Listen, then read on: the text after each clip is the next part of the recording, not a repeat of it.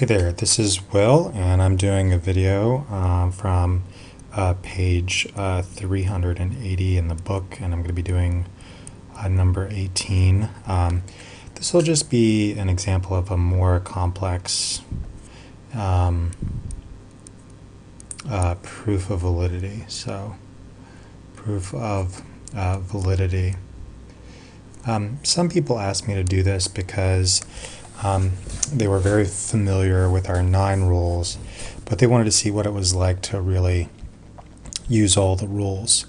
So number 18, and I'm going to number the premises even though they are not numbered in the book, begins with J or not J and K in parentheses. Ooh, that's a... and K. The next line, or the next premise, is J, then L. And the conclusion is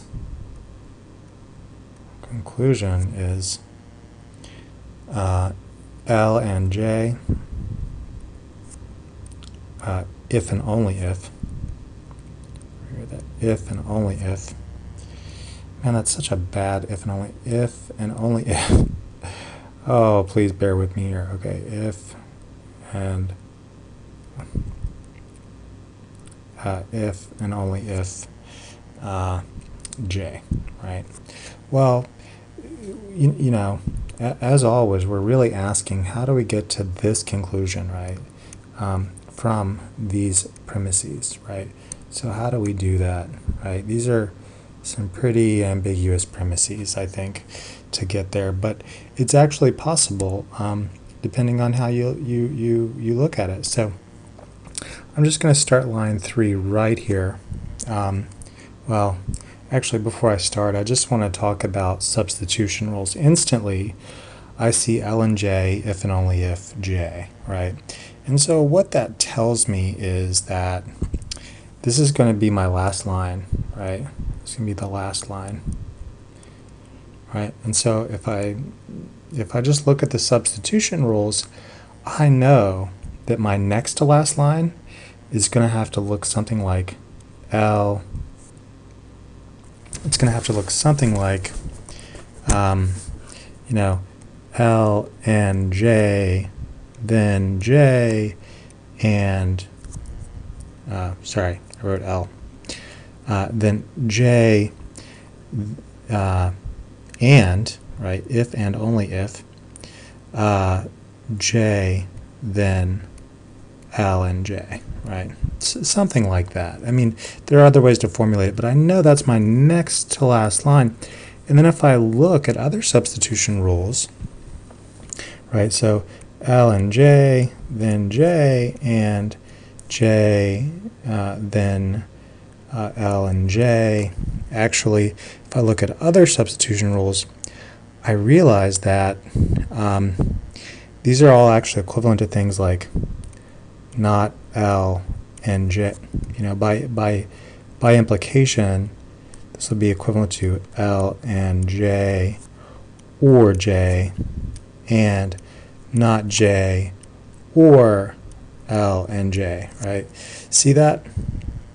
Everything's a disjunctive, so a disjunction, and so kind of distributed over this conjunction. So I just want you to keep that in mind as you think about how to work through these more complex rules, like how just doing a little bit of manipulation beforehand can really help you think about the problem and what you're really trying to achieve from the steps. And so just to kind of begin, I'm going to start in the middle here, and I know that from line 2 I can do absorption. So J, then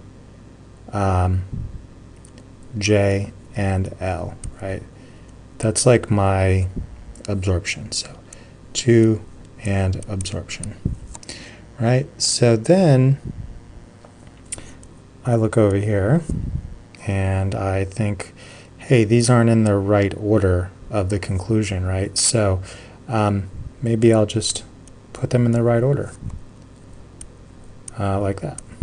And that is line 3 in commutation, right? So at least I've got part of this conclusion in order already. But then I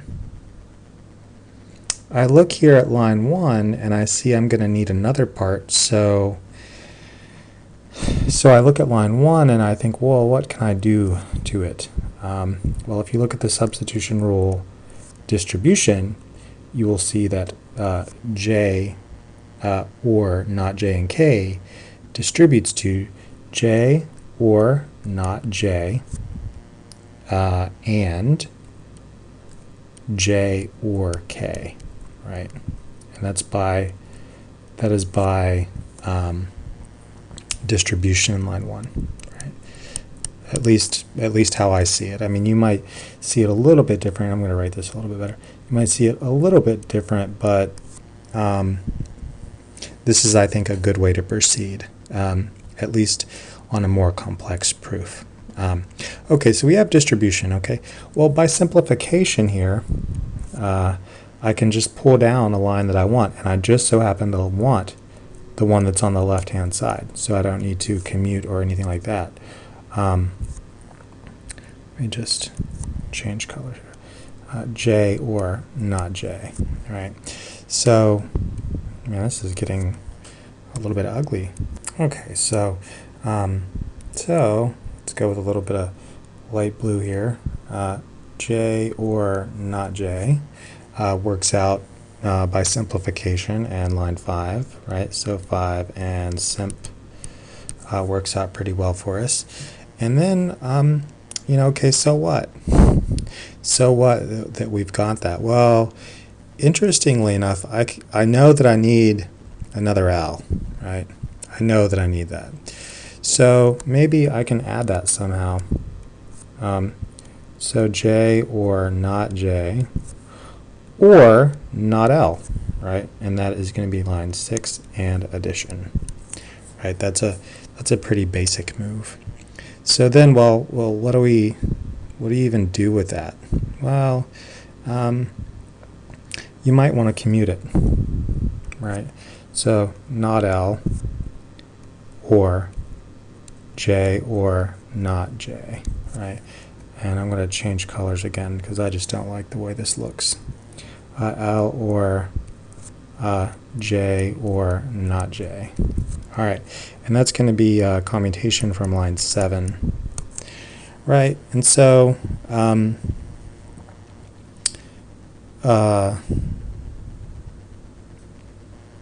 we're looking at this, okay, so what? So what? Well, if you also do another commutation with one of these J's, so 9 here, and we get not L or not J or J, right? And this is by commutation on 8.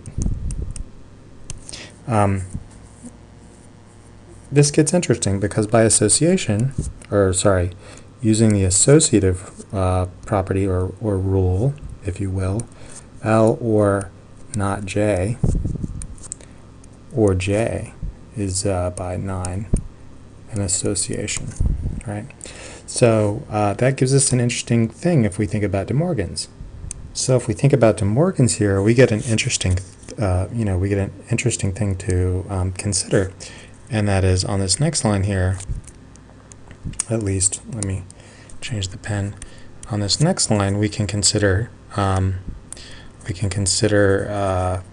De Morgan's and what that what not L or not J means by De Morgan's. And well, what it means is not L and J, right? Or J, and that's De Morgan's on 10, right? So then, by implication, on 11, we can get L and J, then J. Oh wow, that was 11 by implication. So that was a little bit of a more, complex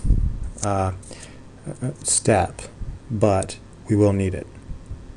So scrolling down, I have to scroll down a little bit. So 13 here is then kind of what we've been hoping for the entire time. I should have put parentheses around this. Well, here now we have ln j, right, then j, and we're going to conjoin it to line our previous line where we did absorption. So and j, then ln j, right, and that is that is line 4, I think. Line 4, yeah, line 4.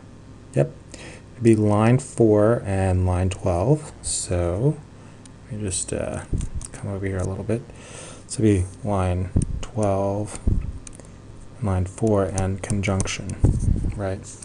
Then, okay, on 14, we know by our substitution rules, ln j, if and only if j, right? And we've reached our conclusion by 13, and let's see, what's the other rule we did here? What's the substitution rule called? Equivalence. Equivalence. I just forgot what Copy had called it, but it's the biconditional equivalence. So that's an example of a very complicated kind of proof, and I'll just scroll up here to get that on the video, and how you might think about these things, and maybe I will do another video, but before I do that, maybe I'll rewrite the steps for you, and please let me know if I made any mistakes, so I'll see you in the next video.